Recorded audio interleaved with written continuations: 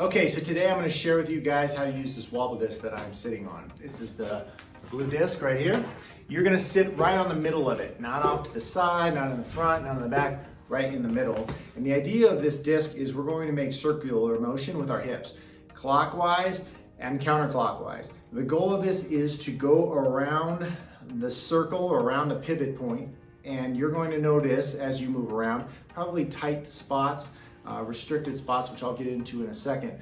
But I want you to try and move through those things. Don't try to go around. Try to really break down and move through those tight spots and feel what it feels like, because eventually as you do this more and more, those tight spots, those uncomfortable spots should get better. Now you're going to do 15 at minimum, 15 clockwise, and then 15 counterclockwise. So you're going to go the other direction, and those uncomfortable spots may change as you go around. They also might stay the same, depends on your body and what's been going on with it for the past couple years, couple months. The other thing that I want you to be aware of is to try to keep your shoulders stable, all right? The more upright and stable, the better. I don't want a lot of motion like this, okay? The shoulders shouldn't follow your hips in that regard. You want to keep your shoulders as still as possible. You get a little motion, but the more still you can keep your shoulders, the better. You're just trying to motion your pelvis. You're tucking it back, and then you're pushing your stomach out as you come forward. It's like you got a hula hoop attached to your hips. So that's the wobble disc. 15 clockwise, 15 counterclockwise. If you want to do more, do more. If the chair moves a little bit, that's okay too, that's normal. The reason I want you doing this, and I want you to start moving, if you're listening to this video while you're in the office, just start moving and going through the motions.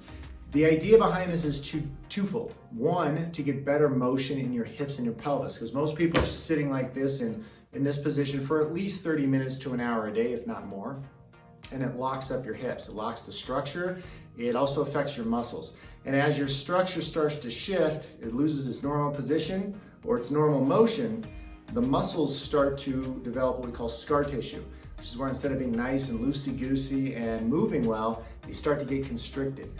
And as they constrict, they start to adhere together, get stuck together. And that getting stuck together makes you less flexible. Also develops pain and discomfort. And in order to break that down, you've got to start working your body back through those motions, breaking down scar tissue.